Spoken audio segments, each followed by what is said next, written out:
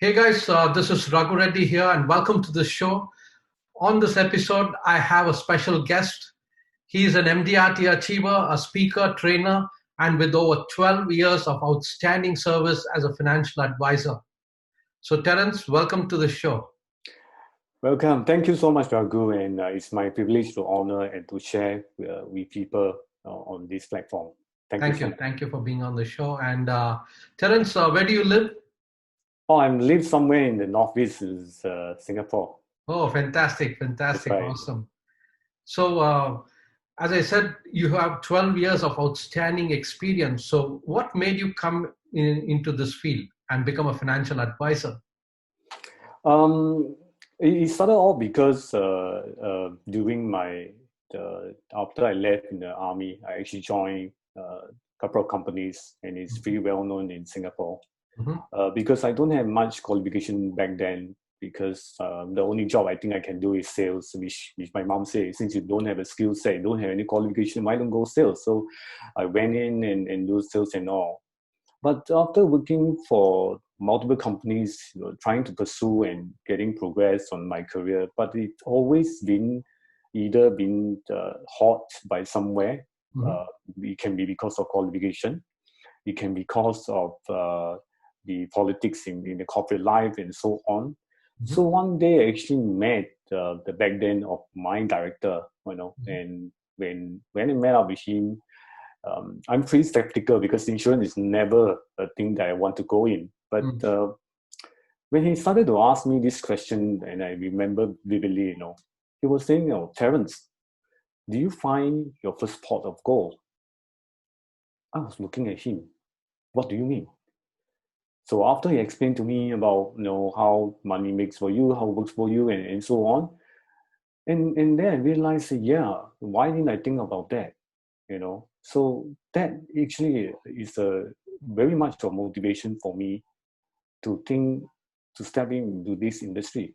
To start off as to work for myself rather than Mhm. work for the companies. So that's how I actually started my uh, in this financial advisory role. Yeah. So, So what I. really triggered you to select financial advising? Mm. Okay, probably because I work from the companies like corporate sales, means Mhm. B2B. I work for individual sales, B2C, as well as in retail. Somehow I actually rather, and I enjoy doing personal sales because as a practitioner ourselves, we tend to keep secret of our client.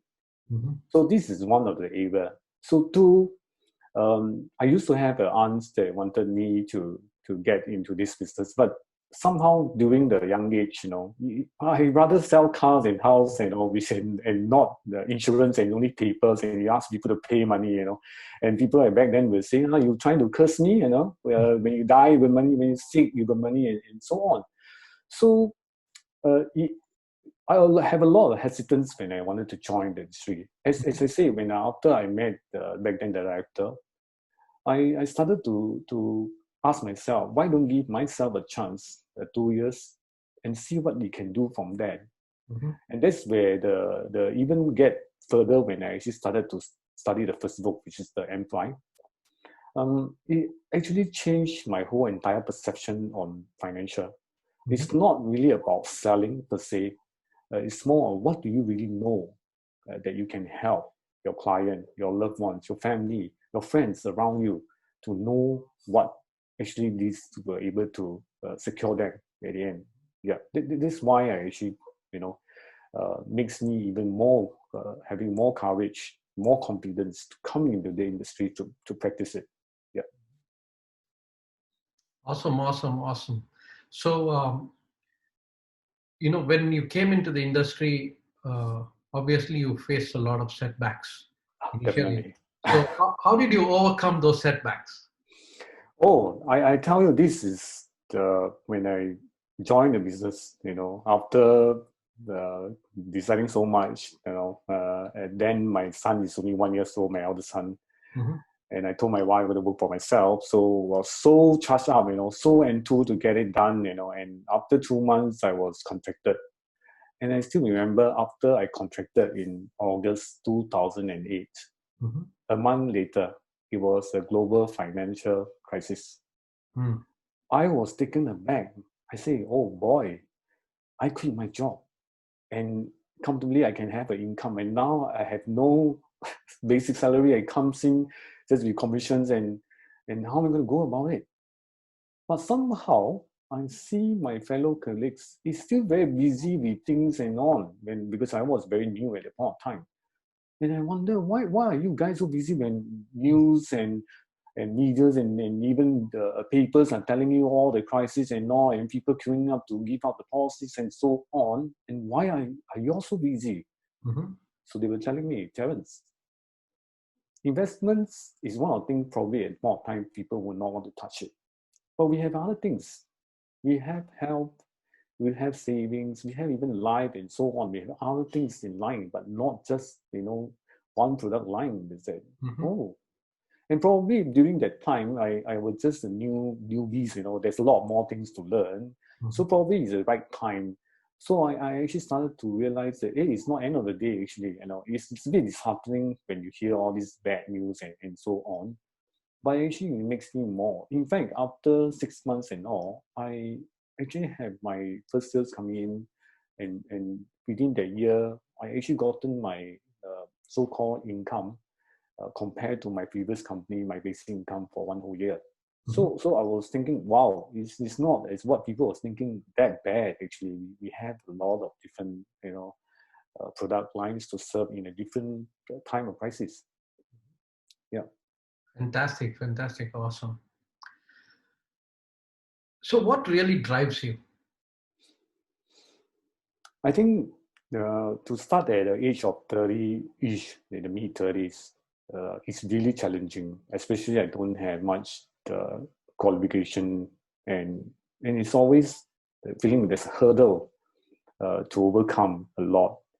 And furthermore, I've been working for big companies. I say maybe 3 years and 4 years, I will actually go for next progression and so on. Mhm. But your friends or people who know you would think that, hey, Terence, are you job hopping and you're not staying at one company, for long? But of course, everybody is looking forward to get better, career advancement and so on.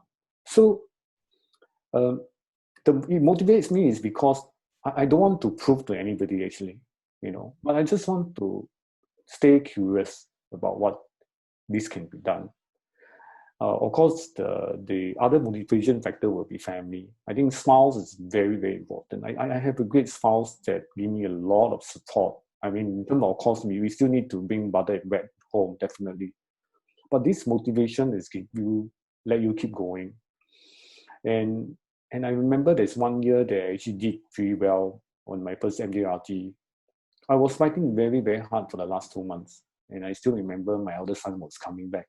They hardly see me because I was having my meetups and all.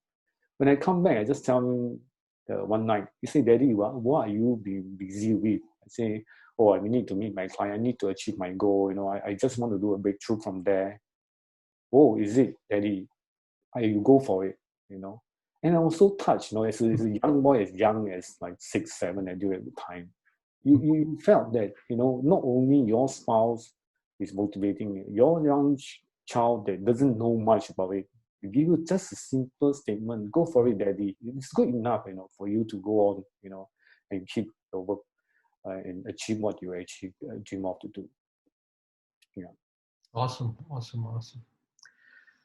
So, during this period of crisis, what have you been doing? I think during this current crisis, I think everybody did not expect as bad as it is. But I think because we decided as a financial practitioner, we decided to work for ourselves, meaning to say we work from home as well.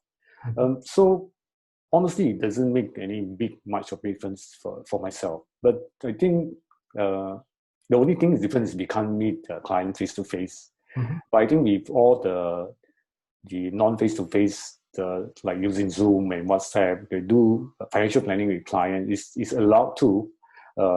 And there's a lot of support that actually our company has been supporting. I think all other companies as well, they actually support the team that let advisor ourselves to do the business ongoing. So not only that, of course, things may slow down a little because clients may not know there are a lot of uncertainty, ahead of them. I always use this time to keep up learning. Mhm. I even go online trainings, which I think we need to fulfill the CBD hours and all. And this is a good time because when we go online, we go for trainings. We need to travel sometimes to office or training places and all. But we use this time to go online training. You just sit comfortably. Just wearing the top. And sit there with your own coffee, and you just listen to the trainers to explain. I think it's much effective than say, or save a lot of time as well. Mhm. And in fact, sometimes I need to travel, I have no choice. I actually Zoom on my phone. Of course, you may say they're not paying attention more, but I will pick up the things I want to know from them. So basically, every crisis is always an opportunity. The opportunity may not be just about selling, Mhm. implementing, or even advising. But I think it's more on ourselves. It's just I think other industries the same. They take this time to probably upgrade certain things of their own, their Mhm. systems, their surroundings, their office area and all. I think this same goes to us. We are just managing our own business, so we need to do that as well for ourselves. Fantastic. Awesome. Thank you. So as everything has changed, like the future is definitely not going to be like the past. There's going to be a lot of challenges, and new challenges will come up. So how are you prepared to meet those challenges? I think more important is we need to be keep updates on what's the relevant practices in the industry. We cannot be too ignorant with things around. Of course, now not only our industry, I think many industries are starting to be like using technologies to work within their own operations and systems. Mhm. So, in fact, for us, is like we are progressively going into e-documentations, e-signings and all. It's just a matter of whether will you be able to adapt to these such changes, because honestly, all these can be very fearful when you are not technology savvy. So things will start to worry. I think now, in fact, everybody start having Zoom. It's not something new anymore, because Yeah. when you're starting, you also feel very weird when I actually see my friends on the screen, and then you start feeling very awkward. But after much, we realize it's not that bad actually. We can communicate. And in fact, we find it's even easier when you really getting in a group. You can't talk very loudly, right? I mean, when you want to share something, you probably have a few of them that surround you. But how about the people who actually seem quite apart from you? But in Zoom, right, when you talk, everybody is listening. So when we share, we actually realize, oh, actually, I didn't know about this. I didn't. We start to share about information and all. So I think all of us need to prepare. Regardless of what age you are, Mhm. to be ready in terms of the changes of how so-called planning will be done. Not I mean, of course, still face-to-face is still the best, because I can see your facial expression and emotions and all. But I think also because of the era, people are more likely like um, they go online to buy things. It's a norm now. People use QR code, because I think in the past month nobody actually really know what QR scan and all. I mean, probably my children knows it, but not my mom. I think my mom coming to 80s know about QR scan now. So it's more adapting of changes itself. Yeah. Yeah. Awesome. So what's your personal vision for the future? Um, Honestly, I wouldn't know what can be planned ahead, because I always remind myself, if I can make up tomorrow, it's always a gift.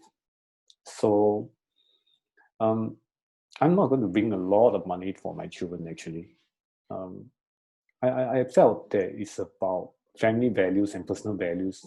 What do you want to pass it on? Mhm. I think my legacy is more on family values. I very much uh, believe in that.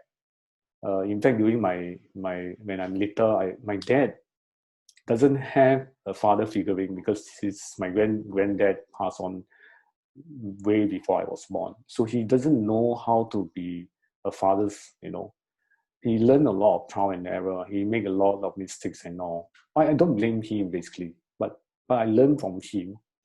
And for me itself, it's like, what can I genuinely do? Of course, now my priority is to bring up my children and let them learn as much. Honestly, I can't do in my academics. I leave it to my wife to do that. But I'm more on a survivor. I actually learn how to survive in the jungle by making a lot of, from leaf to the bark and so on to survive. So this is a skill sets that I think many may not really learn from schools. And this is what I actually teach my children how to do it. So honestly, I won't be able to sell for my rest of my life, you know. Anyway, I always tell myself, we are not selling, but we are giving advice. You know, it's an advisory role. But there's one point of time your energy level will be down. You may not have as long as you can sleep for 2 hours, 3 hours, and then you can start working. But things will start to deteriorate with an age. You know, you can't deny that. And that's where I actually went to do trainings and teaching, which I never even think of, because I always felt that, you know, when you are standing on the stage and people ask, Terence, what credential do you have? Don't even have a degree, and you tell me you're standing there to share with me. It was a fear when I started speaking for a small group until a big group before. But I realized it doesn't matter. As long as you believe yourself, you know, you can do it, you know, regardless whether what qualifications that you are. It's just long as a belief that you can do that, you can actually share. And what's your objective? And for me, it's very simple. I think I have acquired a trust edge by my own coach, David Horsager in Minneapolis. Sadly to say, from our local context, we don't really have wanted a lot of soft skill. But I think soft skill is very important because it's one of the communications link that we need to have. So I would like to share more of what David have been doing research on about trust. And these trust words can be simple, but it's a lot more work to do in a soft skill. And it has its own framework to work on it, whether within your own family, within your own colleagues, or even friends. How can we build, maintain trust within, you know, as so sophisticated in media, social medias, you are on different platforms, you know, and how are you going to keep that relationship with trust? And this is one thing that I would like to share to more people when I actually get, you know, and probably another 10 years. I'm not sure how many 10 years I have, but I believe this is something that I probably want to share, that you can get some tips and ideas from me and make a little change of your life. I think that's good enough for me. And that is what I'm actually looking at. Awesome. So if somebody wants your services, how is that they can contact you? Actually, I don't really believe in social media. They will be able to get like wanting advice. I believe in all social media, there's a lot of advisors, especially LinkedIn. You know, you have all this, but you can reach me at my email or in my LinkedIn. You know, basically, yeah, I just say I'm just genuinely giving advice and share with people how does my services can help them. So they can actually look up for me at LinkedIn and my own LinkedIn login at terence.com, you know, terence.chongya@live.com.sg. What would be your advice to a newcomer to the field?